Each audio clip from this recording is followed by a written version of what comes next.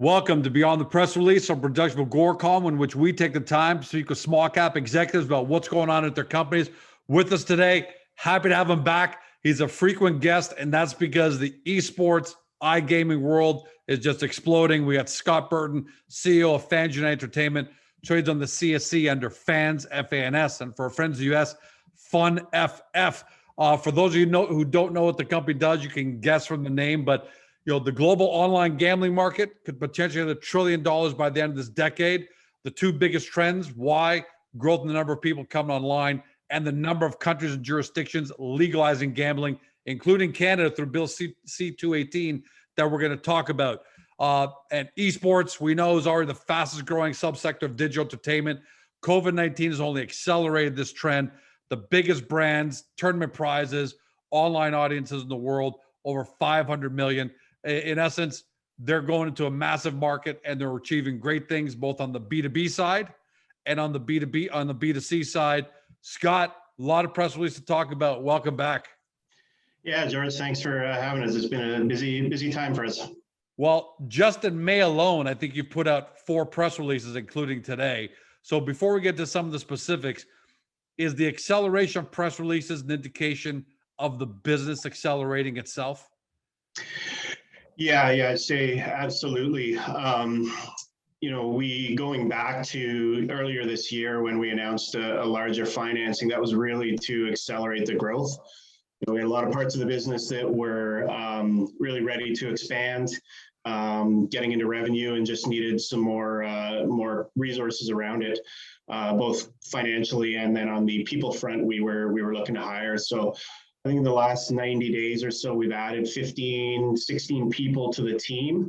Wow. And then some of the things that have been taking a bit longer, mostly through regulatory process and integrations, but have all been underway for a while, are now just coming to fruition. So you will see, I think, everything accelerating from us on a number of fronts. And yeah, that's reflected in the last few weeks in terms of some of the announcements we've put out. And just to clarify, some people will confuse what's going on in the capital markets with what's going on in the business side.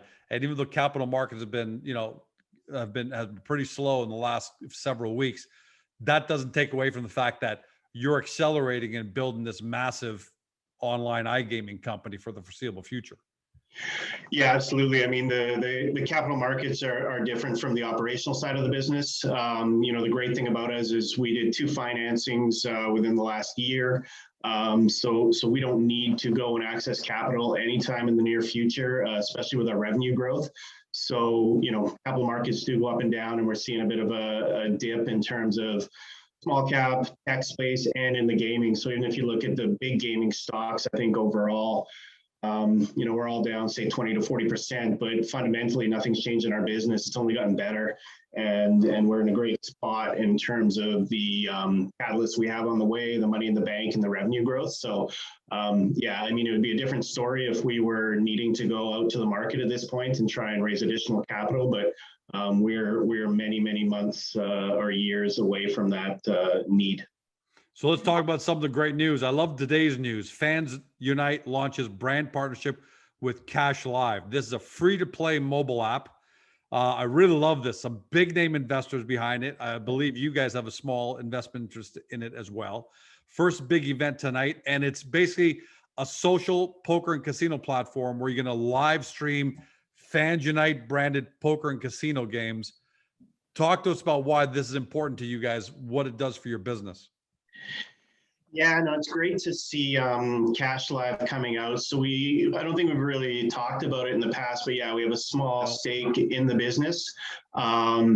Great team behind it, run by Matt Jarvis, who is a Canadian professional poker WSOP bracelet holder. As you mentioned, some huge names behind it like Phil Hellmuth and Jeff Gross, some pro poker players, in addition to some big venture groups like Lightspeed. They came out of the Snap Accelerator. So excellent support group. They've been working away to get the app out. We're excited to see it get live, and then we're going to put our brand behind it. So there's a couple of things that we like about it. One, I think poker is one of those things that's seeing a bit of a resurgence right now. but it does need some refreshing, and I think some of these things that they're doing, which is this social aspect, app-based, but very fast action. So it really sets you like you're at the final table of a WSOP event. You've got a commentator, you're live streamed, and so it's for real money. So you're free to play, but there are cash prizes. And you just basically swipe left, swipe right if you're all in, or you're going to fold. So it goes really fast, you know, under 20-minute games, you can sort of jump in and out. And so we like that aspect of refreshing poker, especially at this time. So we have our place in the company, and we're looking forward to seeing it grow. And then this will put our brand in front of an audience of poker players that we wouldn't touch with anything else we have currently. If it's free to play, but it's giving out cash prizes, what's the revenue model? How does it make money? Yeah, so they do sponsorships, like we're sponsoring these live events, and they have other people sponsoring the events. So they do take revenue there. Really where they will be heading is to have some real money product in the future. So this is one, really proving it out, building a user base, but licensing will be in the future for these guys. So currently, to go out and get in the App Store and to build out a massive audience, free to play is the way to go, I think, to start. And then once you get that, you know, they can either go out on their own or work with somebody like ourselves who holds multiple licenses. So that will be I think the eventual large, you know, huge growth model is the real money side. But yeah, currently it is a free to play audience building acquisition tool.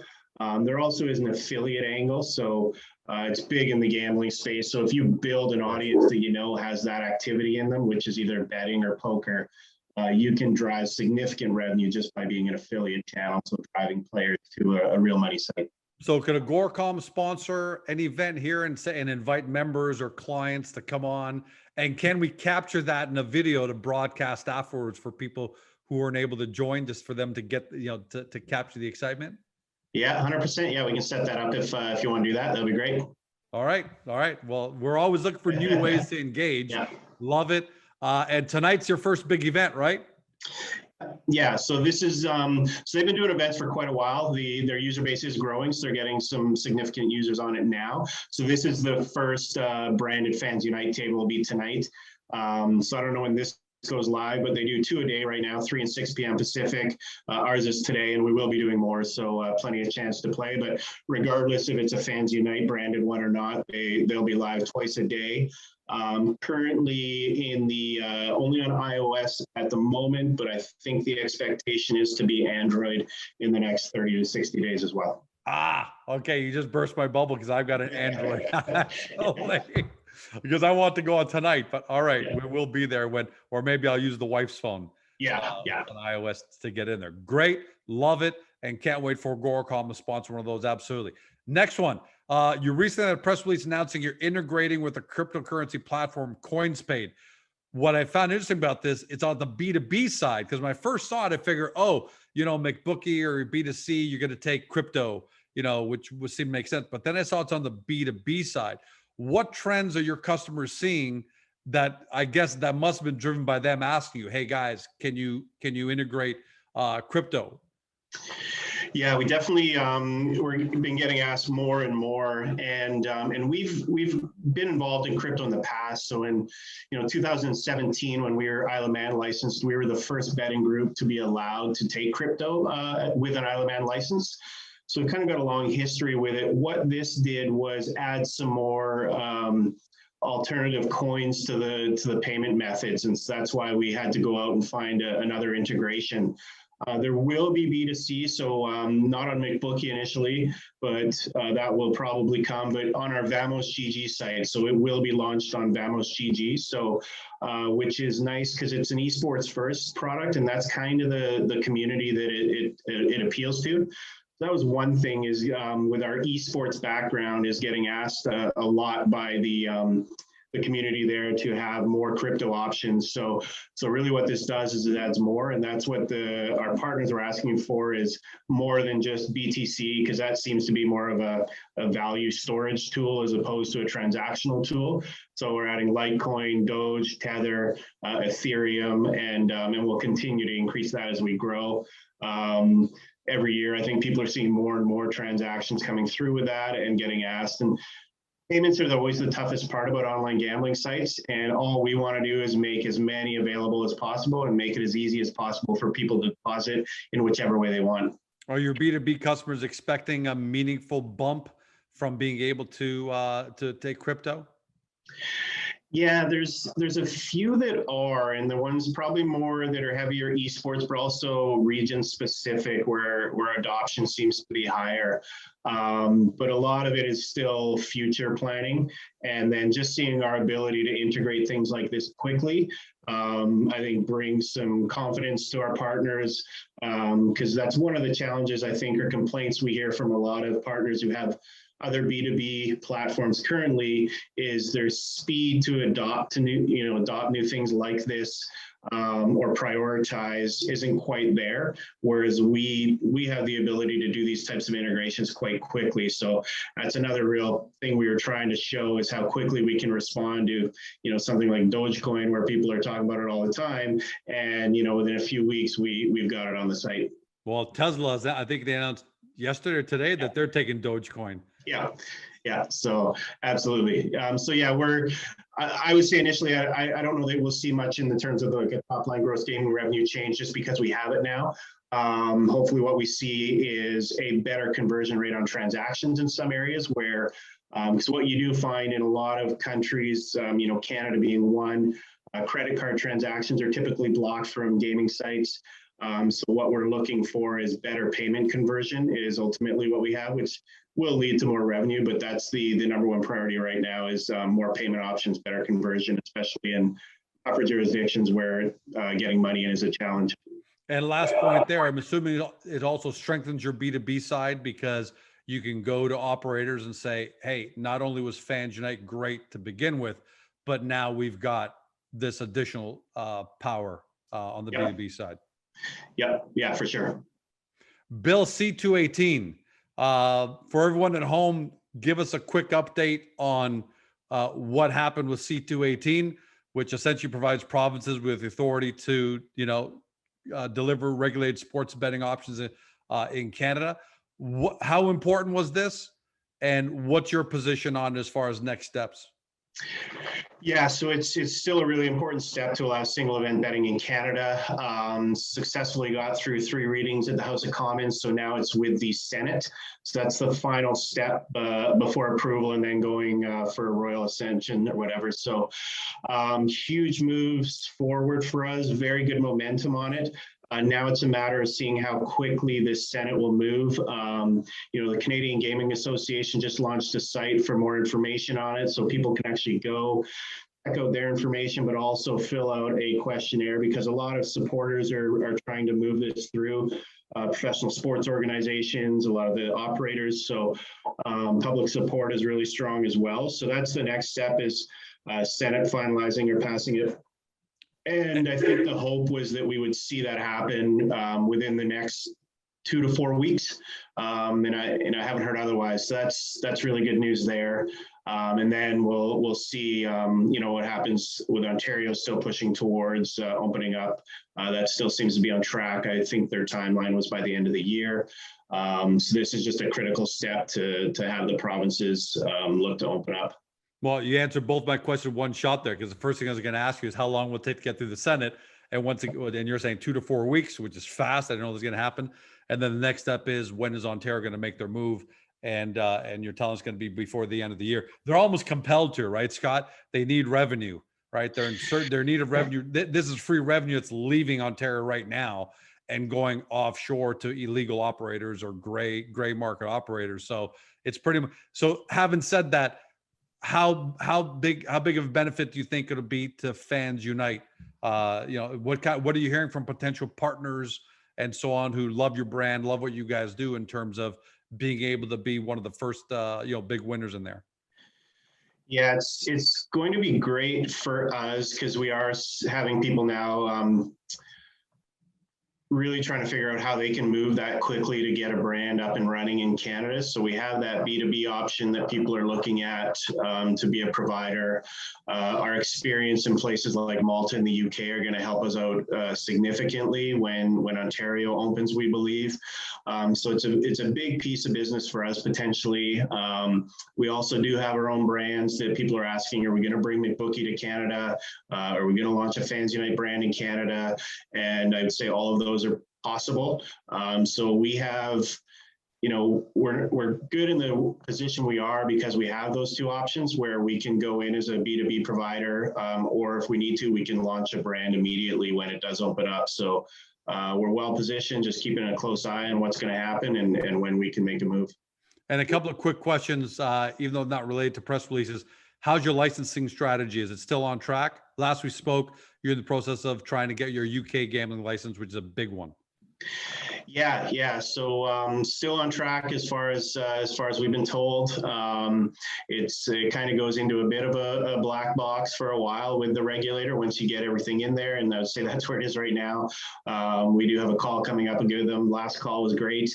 No additional questions, no additional requests. That's usually what we find when we do these processes is it comes, additional requests after additional requests. We haven't had that. So we're still believing that the timeline we set out originally, which is late May, early June, as far as we know, that's still on track. Last question. I just want to circle back. We talked a bit at the beginning of the disconnect between capital markets and actual operations. So given everything we've talked about now, and it seems like you're really hitting on all cylinders, you've got cash in the bank, B2B, B2C, you're strong everywhere. Where in the growth cycle do you think FansUnite is right now? Yeah, we're extremely early. And that's what I think is compelling right now is I don't think maybe necessarily everyone understands all of the pieces we have in place to be a global gaming operator. A lot of the eyes have been on North America, but we are already in Europe and Latin America and other places. And then revenue is just beginning to ramp significantly. So we are extremely early in our growth cycle, and that's why I think it's the best time probably. I mean, with the markets being where they're at, we're at a low point where we've been in 6 months as every other gaming and an early stage of small cap is. That I don't think that will remain. I think there's a lot of tailwinds coming in the gaming space, and not just short term, but for the next few years. Absolutely. So we are at the very beginning of this growth cycle for our company. Scott, thanks for coming in today. Congratulations on what you guys are achieving, and the acceleration from the outside looks fantastic. I want to echo that with your last comment there. Yeah, we all like capital markets to be healthy all the time, but the fact of the matter is, if you're an investor in FansUnite, and by the way, everyone, I'm not giving any advice. You got to make that decision for yourself. But if you're an investor like me in FansUnite and Agoracom, we've been holding out for where the company's going to be in end of 2022, middle of 2023. So even though these are, bumps and valleys, we're not crazy to see, it doesn't really worry us at the end of the day. Safe to say that last word, Scott, you are right on track to hit your growth and where you want to be in the next couple of years as a real serious player in the iGaming world. Yeah, that is safe to say. I think we're where we wanted to be, where we thought we'd be, and yeah, the opportunities coming at us are big. Thanks for joining us, Scott. Continued success, my friend. Okay. Thanks, George. For everybody at home, you've been watching, or if you've been listening by podcast, the Scott Burton, CEO of FansUnite Entertainment, trades on the CSC under Fans, and for our friends in the US, FUNFF, FUNFF. Now you got to do your due diligence, do it on Agoracom, find the company's hub, get to the profile page. We've got the 30,000-foot picture laid out there for you. And then from there, connect over to the FansUnite site, do your due diligence. Guys, there's no stopping. There's no doubt that iGaming is just going to grow and grow for the next decade. It's going to happen. What you have to decide is FansUnite going to be a winner in that growth? We think they're going to be, but you got to make that decision for yourself. Have a great day. Do your due diligence, because we don't want to hear you tell us that we didn't tell you so 12 months from now. Have a great day. See you next time.